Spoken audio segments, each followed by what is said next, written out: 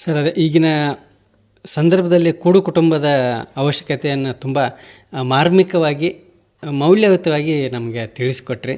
Sir ತಮ್ಮ ಇದುವರೆಗಿನ ಬಾಲ್ಯದ ಜೀವನ ಮತ್ತು ಶಿಕ್ಷಣ ಕುಟುಂಬ ಇದರ ಜರ್ನಿಯನ್ನು ನಮ್ಮೊಟ್ಟಿಗೆ ಹೇಳ್ಕೊಂಡ್ರಿ. ಸೊ ತಾವು ಅದೇ ರೀತಿಯಾಗಿ ಅಭಿಯಂತರರಾಗಿ ಸರ್ಕಾರಿ ಅಭಿಯಂತರರಾಗಿ ತಾವು ತಮ್ಮ ವೃತ್ತಿ ಜೀವನವನ್ನು ಪ್ರಾರಂಭ ಮಾಡಿ ಸರ್ಕಾರದ ಕಾರ್ಯದರ್ಶಿ ಸ್ಥಾನದವರೆಗೂ ತಾವು ಅಲಂಕರಿಸಿದಿರಿ. ಕೆಲಸವನ್ನು ಸಾಮಾಜಿಕ ಕೆಲಸವನ್ನು ಕೂಡ ಮಾಡಿದ್ದೀರಿ. ಸೊ ಈ ಅಧಿಕಾರ ಬಂದ ನಂತರ ಕೆಲವರು ನಾನು ದೊಡ್ಡವನು ಅಂತ ಅಂದ್ಕೊಂಡ್ಬಿಡ್ತಾರೆ.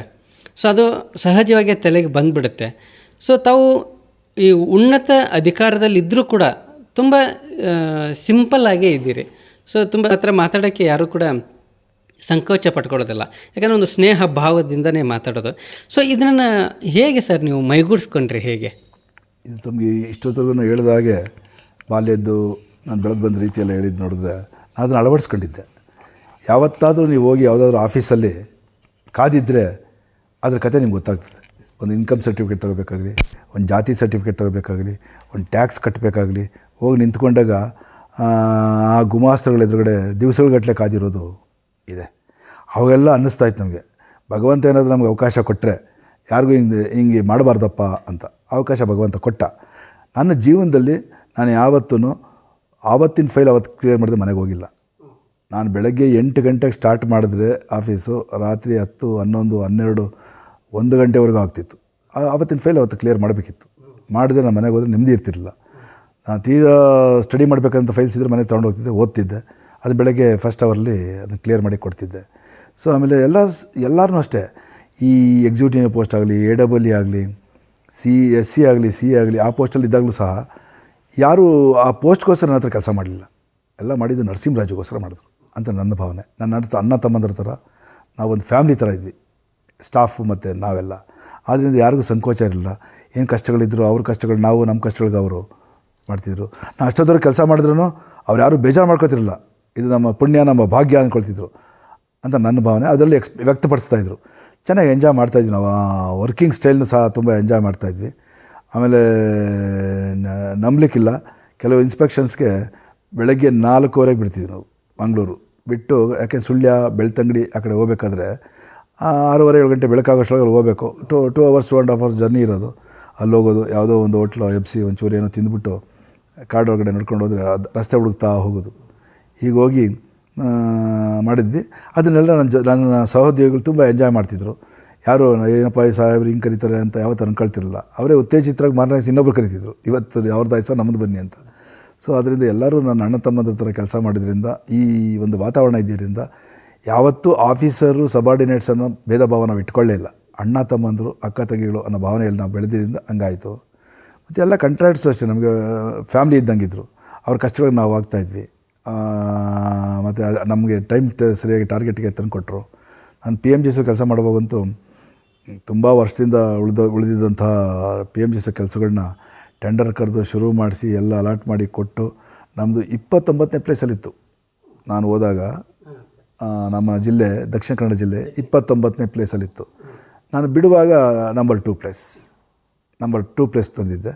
ಸೊ ಆಲ್ ಎಫರ್ಟು, ಕಮಿಟ್ಮೆಂಟ್ ಸ್ವಾರ್ಥ ಇಲ್ಲದೆ ಕೆಲಸ ಮಾಡಿದ್ರೆ ದೇವರು ಒಳ್ಳೇದು ಮಾಡೇ ಮಾಡ್ತಾನೆ. It's our duty to do that and is duty to help us. God will be there. ಕಾಯಕವೇ ಕೈಲಾಸ ಅಂತ ಬಸವಣ್ಣವ್ರು ಏನು ಹೇಳಿದ್ರು, ಅದನ್ನ ತತ್ವವನ್ನು ಪಾಲಿಸ್ತಾ ಬಂದರೆ ಸಾಕು. ನಮ್ಮ ಕೆಲಸ ನಮ್ಮ ಮಾಡಿದ್ರೆ ಏನಾಗಲ್ಲ, ಎಲ್ಲ ಇದು ಮಾಡ್ತಾರೆ. ಆಮೇಲೆ ಇದೆಲ್ಲ ಹೇಳ್ತಾರೆ ಈಗ ರಾಜಕಾರಣಿಗಳು ಹಾಗೆ ಮಾಡ್ತಾರೆ ಹೀಗೆ ಮಾಡ್ತಾರೆ ಅಂತ. ನಮ್ಮ ಕೆಲಸ ಮಾತಾಡಬೇಕು. ಅವಾಗ ಯಾವ ರಾಜಕಾರಣಿ ಆಗಲಿ, ಯಾವ ಆಫೀಸರ್ ಆಗಲಿ ಎದುರು ಬರ್ತಿರಲಿಲ್ಲ. ನಾವು ಯಾವತ್ತೂ ಹೆದರಿಕೆಯಿಂದ ಯಾವ ಆಫೀಸರ್ ಹತ್ರ ಕೆಲಸ ಮಾಡಿಲ್ಲ, ಯಾವ ರಾಜಕಾರಣಿ ಹತ್ರ ಕೆಲಸ ಮಾಡಿಲ್ಲ. ಯಾರಾದರೂ ಮಾತಾಡೋದು ಬಿಡಪ್ಪ, ಅವ್ರದ್ದು ಮಾತಾಡೋಂಗಿಲ್ಲ. ನನ್ನ ಕೆಲವು ಆಫೀಸರಲ್ಲಿ ಹೆಸರು ಹೇಳೋದಿಲ್ಲ. ಅವ್ರು ರಿವ್ಯೂ ಮಾಡ್ತಾ ಬಂದರೆ, ಡಿಸ್ಟ್ರಿಕ್ಟ್ ವೈಸ್ ರಿವ್ಯೂ ಮಾಡ್ತಾ ಬಂದಾಗ ದಕ್ಷಿಣ ಕನ್ನಡ ಅಂದರೆ ನೀನೇನು ಮಾತಾಡೋದು ಬಿಡಪ್ಪ, ಇಟ್ ವಿಲ್ ಬಿ ಡನ್ ಅಂತ ಹೋಗೋರು. ಅಂದರೆ ಆ ಕಾನ್ಫಿಡೆನ್ಸ್ ಬರಬೇಕು, ಸಬಾರ್ಡಿನೇಟ್ಸ್ ಬಗ್ಗೆ ಆ ಕಾನ್ಫಿಡೆನ್ಸ್ ಬರಬೇಕು. ನಮ್ಮ ಸಾಹೇಬರುಗಳು ಆ ಥರ ನಮಗೆ ಪುಷ್ ಮಾಡಿದ್ದಾರೆ. ಆಮೇಲೆ ಎಷ್ಟೋ ಇಂಪಾರ್ಟೆಂಟ್ ವಿಷಯಗಳಲ್ಲಿ ನಾನು ಜೂನಿಯರ್ ಆಫೀಸರದ್ದು ಸಹ ಮೃತ್ಯುಂಜಯ ಸ್ವಾಮಿ ಸಾಹೇಬರಾಗಲಿ, ಪೇಶ್ವೆ ಸಾಹೇಬರಾಗಲಿ, ರಾಘವನ್ ಸಾಹೇಬರಾಗಲಿ ನೀನು ಹೋಗು, ನೀನು ಮಾಡ್ತೀಯ, ಯು ಕ್ಯಾನ್ ಡೂ ಇಟ್ ಅಂತ ಕಳಿಸ್ತಿದ್ರು. ಅದನ್ನು ಯಶಸ್ವಿಯಾಗಿ ನೆರವೇರಿಸ್ತಾ ಬರ್ತಿದ್ವಿ. ನನ್ನ ಜೀವನದಲ್ಲಿ ಉದ್ದಕ್ಕೂ ಒಳ್ಳೆ ಕೆಲಸಗಳು ಬಂದಿರೋದು ನಡೆದಿದೆ. ಸೊ ಎಲ್ಲದಕ್ಕಿಂತ ಹೆಚ್ಚಾಗಿ ನನ್ನ ಹೆಂಡತಿ ನನಗೆ ತುಂಬ ಸಪೋರ್ಟಿವ್ ಆಗಿದ್ಲು. ನಾನು ಮದುವೆ ಆದಾಗ ಬೆಂಗಳೂರಿಂದ ಮದುವೆ ಆಗಿದ್ದ ಹುಡುಗಿನ, ಅವಳು ಇಂಜಿನಿಯರು, ಎಲೆಕ್ಟ್ರಾನಿಕ್ಸ್ ಇಂಜಿನಿಯರು. ಮದುವೆ ಆದಾಗ ನಮ್ಮ ತಾಯಿ ಜೊತೆಯಲ್ಲಿ ನಾವು ಇರಬೇಕಾದಂಥ ಪರಿಸ್ಥಿತಿ ಬಂತು. 6 ವರ್ಷ ಅಲ್ಲಿಂದ ಡೈಲಿ ಟ್ರಾವೆಲ್ ಮಾಡಿದ್ದೆ ನಾನು ಎಲ್ಲ ಕೆಲಸಕ್ಕೂ. ಮೈಸೂರಲ್ಲಿ ಫಸ್ಟ್ ಪೋಸ್ಟಿಂಗ್, ಅದು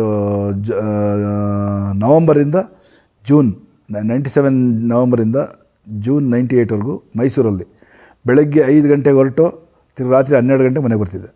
ನನ್ನ ಹೆಂಡತಿ ಅಲ್ಲಿ ಹೊಸ ಮದುವೆ ಆಗಿದ್ವಿ. ಆವಾಗ ಅಲ್ಲಿರ್ತಿದ್ದೆ ನಮ್ಮ ತಾಯಿ ಜೊತೆ. ಅವರು ಅವಿನಾಭಾವ ಸಂಬಂಧ ಇತ್ತು, ತಾಯಿ ಮಗಳ ಥರ ಸಂಬಂಧ ಇತ್ತು ನನ್ನ ಹೆಂಡತಿಗೂ ನನ್ನ ತಾಯಿಗೂ. ಈ ಥರ ಬಂದವರು, ನಾನು ಪ್ರಮೋಷನ್ ಬರೆದಾಗ ನಾನು ಬಿಡಲೇಬೇಕಾದ ಪರಿಸ್ಥಿತಿ ಬಂತು, ಬೇರೆ ಕಡೆ ಪೋಸ್ಟಿಂಗ್ ಆಯಿತು. ನಾನು AWE ಸೌತ್ ಆಗಿದ್ದಾಗಲೂ ದೇವನಹಳ್ಳಿಯಿಂದನೇ ಓಡಾಡ್ತಿದ್ದೆ. SC/ST ಡೆವಲಪ್ಮೆಂಟ್ ಕಾರ್ಪೊರೇಷನ್ ಆಫೀಸರ್ ಆಗಿದ್ದಾಗ ಸಹ ದೇವನಹಳ್ಳಿಯಿಂದನೇ ಓಡಾಡ್ತಿದ್ದೆ. ಆವಾಗ SC/ST ಕಾರ್ಪೊರೇಷನ್ ಇದ್ದಾಗ ಸೌತ್ ಕರ್ನಾಟಕ ಪೂರ್ತಿ ನಂಗೆ ಬರ್ತಿತ್ತು. ಸುಮಾರು 17 ಜಿಲ್ಲೆ ಓಡಾಟ. ನಾವು ಒಂದು ಸರಿ ಹೊರಟ್ರೆ ವಾಪಸ್ ಮನೆಗೆ ಬರೋಕ್ಕೆ 15ರಿಂದ 20 ದಿವಸ ಆಗೋದು. ಎಲ್ಲ ಜಿಲ್ಲೆಗಳು ಸುತ್ತಕೊಂಡು ಎಲ್ಲ ಕೆಲಸಗಳು ನೋಡಿಕೊಂಡು ವರ್ಷದೊಳಗೆ ಅಷ್ಟಾಗೋದು. ಆಮೇಲೆ ಅದರಲ್ಲಿ ಏನು ತೃಪ್ತಿ ಸಿಗ್ತಿತ್ತು ಅಂದರೆ SC/ST ಕಾರ್ಪೊರೇಷನಲ್ಲಿ ಆ ಬಡ ರೈತ ಅವನಿಗೆ ನೀರು ಕೊಟ್ಟಾಗ, ನಾವು ಗಂಗಾ ಕಲ್ಯಾಣ ಯೋಜನೆ ನೀರು ಕೊಟ್ಟಾಗ, ನಿಮ್ಮ ಹೆಂಡತಿ ಮಕ್ಕಳು ಚೆನ್ನಾಗಿರಲಪ್ಪ, ದೇವ್ರು ಒಳ್ಳೇದು ಮಾಡಲಪ್ಪ ಅಂತ ಸೂರ್ಯನ ಕಡೆ ನಿಂತೀವಿ ನಮಸ್ಕಾರ ಮಾಡಿದ್ರೆ ಆನಂದ ವರ್ಣಿಸಲ ಸದಳ. ಅಂಥವು ತುಂಬ ಒದ್ದಾಡಿ ನಮ್ಮ ಸ್ಟಾಫ್ ಎಲ್ಲ ತುಂಬ ಕೋಆಪ್ರೇಟ್ ಮಾಡಿ ಮಾಡಿದ್ವಿ.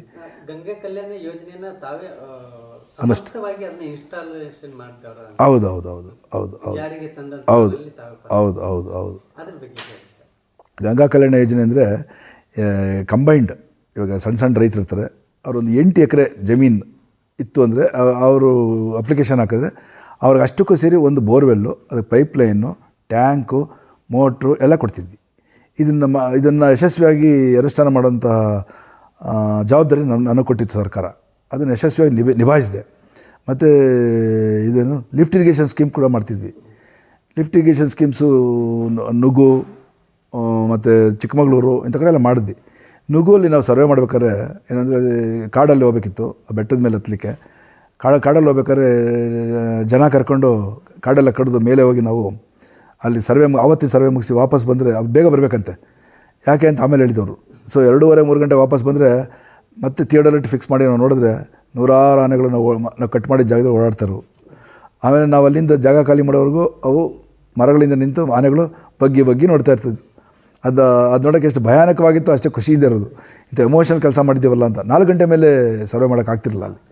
ಸೊ ಬೆಳಗ್ಗೆ ಬೇಗ ಶುರು ಮಾಡ್ಬೋದಿತ್ತು, ಅದನ್ನು ಮಾಡ್ತಾ ಬಂದ್ವಿ. ಒಂದು ಸರಿ ಆನೆಗಳು ಹಿಂಡೂ ಅಟ್ಯಾಕ್ ಮಾಡಿದ್ದಿದೆ. ಈ ಥರದ್ದೆಲ್ಲ ಪರಿಸ್ಥಿತಿಗಳು ನಿಭಾಯಿಸಿದ್ದು ನಮ್ಮ ದೇವರು ಕೊಟ್ಟ ಒಂದು ಆಶೀರ್ವಾದನೋ, ಹಿರಿಯರ ಆಶೀರ್ವಾದನೋ. ತುಂಬ ಚೆನ್ನಾಗಿ ಯಶಸ್ವಿಯಾಗಿ ಮಾಡ್ತಾ ಬಂದ್ವಿ. ಮಂಗಳೂರಿಗೆ ಬಂದು 7 ವರ್ಷ ಚಿಲ್ಲರೆ ನಾನು ಅಲ್ಲಿದ್ದೆ. ಸೊ ಆವಾಗ 3 ಇಲಾಖೆಗಳು ಒಟ್ಟಿಗೆ ಇತ್ತು. PRED, ವಾಟರ್ ಸಪ್ಲೈ ಮತ್ತು PMJSY ಒಟ್ಟಿಗೆ ಇತ್ತು ನಾವಿದ್ದಾಗ. ಅದು 2008ರಲ್ಲಿ ಬೈಫರ್ಕೇಟ್ ಅದು. ಅದು PMJSY ಮತ್ತು PRED. ಬಟ್ ಅವೆರಡಕ್ಕೂ ನಾನೇ ಅಡಿಷ್ನಲ್ ಚಾರ್ಜಲ್ಲಿದ್ದೆ. ಚೆನ್ನಾಗಿ ಮಾಡಿದ್ದೆ. ಆವಾಗ ರಾಜಕಾರಣಿಗಳು ಅಷ್ಟೇ ತುಂಬ ಇಷ್ಟಪಡ್ತಿದ್ರು, ಅವರು ಸಹಾಯ ಮಾಡ್ತಿದ್ರು, ನನಗೆ ಭೇಷ್ ಅಂತಿದ್ರು. ಅದು ನಮಗೆ ಚೈತನ್ಯ ಶಕ್ತಿ ಆಗ್ತಿತ್ತು. ಸೊ ಈ ಥರ ಕೆಲಸ ಮಾಡ್ತಾ ಬಂದು ಆಮೇಲೆ BBMPಲಿ ಕೆಲಸ ಮಾಡಿದೆ. ಮಂಗಳೂರು ಆದಮೇಲೆ BBMPಲಿ ಕೆಲಸ ಮಾಡಿದೆ. ಅಲ್ಲೂ ಒಳ್ಳೆ ಶಾಂತಿನಗರ ಡಿವಿಷನಲ್ಲಿ 4 ವರ್ಷ ಕೆಲಸ ಮಾಡೋದು ಅದೊಂದು ದೊಡ್ಡ ಸಾಹಸನೇ ಸರಿ. ಅದನ್ನು ಮಾಡಿದ್ವಿ. ಆಮೇಲೆ ನ್ಯಾಷನಲ್ ಹೈವೇ ತುಮಕೂರು ವಿಭಾಗ, ಅದನ್ನು ಮುಚ್ಚಿಬಿಡ್ತಾರೆ ಅಂತ ಇತ್ತು. ಆ ಡಿವಿಷನ್ನ ವರ್ಕ್ ಇಲ್ಲ ಅಂತೇಳಿ ಮುಚ್ಚಿಬಿಡ್ತಾರೆ, ಅದನ್ನು ಕ್ವಾಲಿಟಿ ಕಂಟ್ರೋಲ್ ಮಾಡ್ತಾರೆ ಅಂದರು. ಆರಾಮಿರೋಣ, ಸಾಕು ಕೆಲಸ ಮಾಡಿದ್ದೀನಿ, ಸ್ವಲ್ಪ ಆರಾಮ ತಗೊಳ್ಳೋಣ ಅಂತ ಹೋದೆ.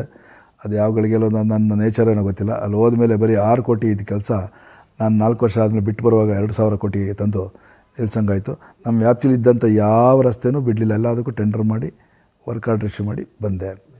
ಮತ್ತು ನಮಗೆ CRFಲ್ಲಿ ತುಂಬ ಹಣ ಬಂತು. ನಮ್ಮ ಆಫೀಸರ್ಸ್ ಎಲ್ಲ ಸಪೋರ್ಟ್ ಮಾಡಿದ್ರು. ಅವಾಗ ಎಲ್ಲೆಲ್ಲಿ ಸಾಧ್ಯನೋ ಅಲ್ಲಿ ಬಡವರು, ರೈತರು ಇರ್ತಕ್ಕಂಥ ಜಾಗಗಳಿಗೆ ರಸ್ತೆಗಳು ಮಾಡಿಕೊಟ್ಟು ಇವತ್ತಿಗೂ ಅವರು ನೆನೆಸ್ಕೊತಾರೆ ಅದನ್ನು. ಆ ಥರ ಮಾಡಿಕೊಟ್ಟು ಬಂದ್ವಿ. ಸೊ ಆಮೇಲೆ ಇದಕ್ಕೆ ಬಂದೆ, ವೇರ್ ಹೌಸಿಂಗ್ ಕಾರ್ಪೊರೇಷನ್. ಅಲ್ಲಿ ದೊಡ್ಡ ಸ್ಕ್ಯಾಂಡ್ಲಾಗಿ ಕೆಲಸಗಳು ನಿಂತೋಗಿದ್ವು. ಸುಮಾರು 154 ವರ್ಕು ಒಂದೇ ಪ್ಯಾಕೇಜ್ ಮಾಡಿ ಯಾವುದೋ ಒಂದು ಕಂಪ್ನಿ ಕೊಟ್ಟು ಆ ಕಂಪ್ನಿ ಹಾಳು ಮಾಡಿಟ್ಟಿತ್ತು. ಸೊ ಅದನ್ನೆಲ್ಲ ರಿಪೋರ್ಟ್ ಹಾಕಿ ಅದನ್ನು ಸ್ಟೆಬಿಲೈಸ್ ಮಾಡಲಿಕ್ಕೆಲ್ಲ ಗೌರ್ಮೆಂಟಿಂದೆಲ್ಲ ಅಪ್ರೂವಲ್ ತಂದು ಕೊಟ್ಟು ಪ್ರಮೋಷನ್ ತೊಗೊಂಡು ವಾಟರ್ ಸಪ್ಲೈಗೆ ಬಂದೆ. ರೂರಲ್ ವಾಟರ್ ಸಪ್ಲೈ ನಾನು ಮಾತೃ ಸಂಸ್ಥೆಯಾಗಿ ಆಯ್ಕೆ ಮಾಡಿಕೊಂಡೆ. ಅಲ್ಲಿ ನಾನು 5 ವರ್ಷ ಬೆಂಗಳೂರು ಕೇಂದ್ರ ಕಚೇರಿ ಮತ್ತು ಮಂಗಳೂರು ಸರ್ಕಲ್ ಅದ್ರ ಜೊತೆಗೆ ಅಡಿಷ್ನಲ್ಲಾಗಿ ಬೆಂಗಳೂರು ಸರ್ಕಲ್ ಸಹ ಕೊಟ್ಟಿದ್ರು ನನಗೆ. ಅವೆಲ್ಲ ಯಶಸ್ವಿಯಾಗಿ ನಿರ್ವಹಿಸ್ತಾ ನಾನು ತೃಪ್ತಿ ಜೀವನ, ತುಂಬ ಜೀವನ ನಡೆಸಿ ಈಗ ರಿಟೈರ್ಡ್ ಆಗಿ ಹೆಂಡತಿ ಮಕ್ಕಳ ಜೊತೆ ನೆಮ್ಮದಿಯಾಗಿದ್ದೀನಿ. ಯಾವುದೇ ಇನ್ನೊಂದು ಗೊಡವೆಗಳಿಗೆ ಹೋಗಿಲ್ಲ. ಇನ್ನೂ ನಾನು ರಿಟೈರ್ಡ್ ಆಗಿ 6 ತಿಂಗಳಾಗ್ತಾ ಬಂತು. ಗೊಡವೆಗಳಿಗೆ ಹೋಗಿಲ್ಲ. ನಾನು ತೋಟ, ನಾನು ಮೊದಲಿಂದ ಪ್ರೀತಿಸೋದು ಅಗ್ರಿಕಲ್ಚರ್. ಆ ತೋಟನ ಪ್ರೀತಿಸ್ತಾ ತೋಟದಲ್ಲಿ ನನ್ನ ಕನಸುಗಳನ್ನ ಸಾಕಾರ ಮಾಡಲಿಕ್ಕೆ ಪ್ರಯತ್ನ ಮಾಡ್ತಾಯಿದ್ದೀನಿ. ಇದಕ್ಕೆ ನಮ್ಮ ಹಿರಿಯರು, ತಾಯಿ ತಂದೆಗಳು ಮತ್ತು ಎಲ್ಲರದ್ದು ಆಶೀರ್ವಾದ ಇದೆ. ಸರ್, ಇವಾಗ ಗ್ರಾಮೀಣ ಯುವಕರಾಗಿರ್ಬೋದು ಅಥವಾ ನಗರದವರೇ ಆಗಿರ್ಬೋದು, ಎಲ್ಲರಿಗೂ ಕೂಡ ಈ ಸಾಧಿಸಬೇಕು ಅಂತ ಇದ್ದವರಿಗೆ, ಆ ಯುವಕರಿಗೆ ತಮ್ಮ ಸಲಹೆ ಏನು ಸರ್? ಸಾಕಷ್ಟು ಅಡೆತಡೆಗಳು ಬರ್ತವೆ, ಯಾವುದೇ ಇರ್ಬೋದು, ಆರ್ಥಿಕ ಆಗಿರ್ಬೋದು ಅಥವಾ ಅವರ ಸರೌಂಡಿಂಗ್ ವಾತಾವರಣ ಆಗಿರ್ಬೋದು. ಸೊ ಅವೆಲ್ಲವನ್ನು ಮೆಟ್ಟು ನಿಂತು ಯಾವ ರೀತಿ ಅವರು ಸಾಧಿಸ್ಬೋದು ತಮ್ಮ ಗುರಿಯನ್ನು? ಕೃಷ್ಣ, ಒಳ್ಳೆ ಕ್ವಶನ್ ಕೇಳಿದ್ರೆ. ಮನುಷ್ಯನಿಗೆ ಹೊಟ್ಟೆ ಹಸುವು, ಅವಮಾನ ಇವೆರಡು ಆಗಲೇಬೇಕು. ಜೀವನದಲ್ಲಿ ಮೇಲೆ ಬರಲಿಕ್ಕೆ ಆಗಲೇಬೇಕು. ಒಂದು ಹೊಟ್ಟೆ ಹಸುವು, ತೀರಾ ಹೊಟ್ಟೆ ಒಂದು ತುತ್ತಿನ ಬೆಲೆ ನಮ್ಗೆ ಗೊತ್ತಿರಬೇಕು. ಆವಾಗ ಮಾತ್ರ ನಮ್ಮ ಮೇಲೆ ಎದ್ದೇಳಕ್ಕೆ ಸಾಧ್ಯ. ಇನ್ನೊಂದು ಅವಮಾನ ಆಗಬೇಕು. ಸೆಟ್ಟಿದೇಳಬೇಕು ಅಂದರೆ ಅವಮಾನ ಆಗಬೇಕು. ಎಲ್ಲ ಕಂಫರ್ಟ್ಸ್ ಇದ್ದುಬಿಟ್ರೆ ಅವ್ರಿಗೆ ಸೋಲಿನ ಅರಿವೇ ಆಗಲ್ಲ. ಸೋಲಿನ ಅರಿವಾಗದೇ ಇದ್ದರೆ, ಮೆಣಸಿನಕಾಯಿ ಸಿಗದೇ ಇದ್ದರೆ ಖಾರದ ಅರಿವಿಲ್ಲಾಗ್ತದೆ ಅಲ್ವಾ? ಖಾರದ ಅರಿವಾಗದೇ ಇದ್ದರೆ ಊಟ ಟೇಸ್ಟ್ ಬರೋದಿಲ್ಲ. ಅದೇ ಥರ ಮಕ್ಕಳು ಕಮಿಟೆಡ್ ಆಗಿ ಒದ್ದಾಡಿ ಬರಬೇಕಿತ್ತು. ನಾವು ಇಷ್ಟೆಲ್ಲ ಇದ್ದರೂ ಸಹ, ನೀವು ನಂಬ್ತಿರೋ, ನಾನು BK ಮರಿಯಪ್ಪ ಹಾಸ್ಟೆಲಲ್ಲಿ ಓದಿದ್ದು. ಅಲ್ಲಿ ಒಳ್ಳೆಯ ವಾತಾವರಣ, ಎಲ್ಲ ಜನಾಂಗಕ್ಕೂ ಅಲ್ಲಿ ಆಶ್ರಯದಾತರು. BK Mariyappa hostel 3rd main road, ಚಾಮರಾಜಪೇಟೆಯಲ್ಲಿದೆ. ಅದು ಇವತ್ತಿಗೂ 75 ಜನ ಗಂಡು ಮಕ್ಕಳು, 45 ಜನ ಹೆಣ್ಮಕ್ಳಿಗೆ ಉಚಿತ ಊಟ ವಸತಿಯನ್ನು ನೀಡ್ತಾಯಿದೆ.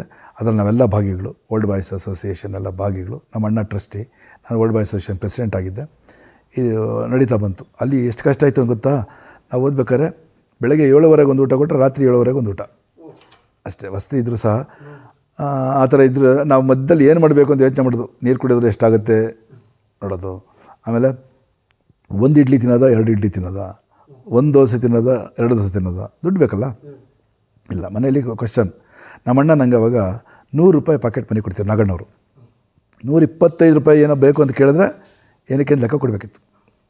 ಈ ಥರ ವ್ಯವಸ್ಥೆಯಲ್ಲಿ ನಾವು ಓದ್ವಿ. ಸೊ ನಮಗೆ ನಾವೇ ರಿಸ್ಟ್ರಿಕ್ಷನ್ಸ್ ಆಗಬೇಕು. ಹಳ್ಳಿ ಹುಡುಗರು ಆ್ಯಕ್ಚುಲಿ ಪ್ರತಿಭಾವಂತರು. ಅವಕಾಶ ಸಿಗಲ್ಲ. ಅವಕಾಶ ಯಾರಿಗೂ ಹುಡ್ಕೊಂಬರಲ್ಲ. ನಾವು ಹುಡ್ಕೊಂಡು ಹೋಗಬೇಕು. ಸಿಕ್ಕಿದಾಗ ಹತ್ತು ಬಿಡಬೇಕು ಮೇಲೆ. ಅದನ್ನು ಆ ಥರ ಮಾಡಿದೆಲ್ಲ ಸಕ್ಸಸ್ ಆಗಿದೆ. ನೀವು ಯಾರೇ ಯಶಸ್ವಿ ಸಾಧಕರಿಂದ ನೀವು ಹೋಗಿ ನೋಡಿ, ಅವ್ರು ತುಂಬ ಕಷ್ಟದಿಂದ ಬಂದಿರ್ತಾರೆ. ತುಂಬ ಕಂಫರ್ಟ್ಸಲ್ಲಿ ಬಂದಿರೋದು ತುಂಬ ಕಡಿಮೆ. ಮೊದಲೆಲ್ಲ ಗುರುಕುಲ ಅದೆಲ್ಲ ಇತ್ತಲ್ಲ, ಅದೇ ಥರ ಇವಾಗ ನಾವು ಅದನ್ನು ಅಕಾಮಿಡೇಟ್ ಮಾಡ್ಕೊಂಡ್ರೆ ಮಾತ್ರ ಸಾಧ್ಯ. ಇದನ್ನು ನಾನು ನೋಡ್ದಂಗೆ ನನ್ನ ಸ್ನೇಹಿತರಾಗಲಿ, ಇನ್ನೊಬ್ಬರಾಗಲಿ, ಅವ್ರ ಕಷ್ಟಗಳು ನೋಡಿ, ಅವರ ಕಮಿಟ್ಮೆಂಟ್ಸ್ ನೋಡಿ ಮಾಡಿದ್ದೀವಿ. ಎಷ್ಟೋ ಜನ ಡಾಕ್ಟ್ರುಗಳು, ಎಷ್ಟೋ ಜನ ಇಂಜಿನಿಯರ್ಗಳು ನಮ್ಮ ಜೊತೆಲಿ ಓದೋರು, ಅಲ್ಲಿ ಎಷ್ಟು ಕಷ್ಟದಿಂದ ಬಂದಿದ್ರು. ತಿನ್ನೋಕ್ಕೆ ಇಲ್ಲದೇ ಇರೋರು ಎಷ್ಟೋ ಜನ ಇದ್ದರು.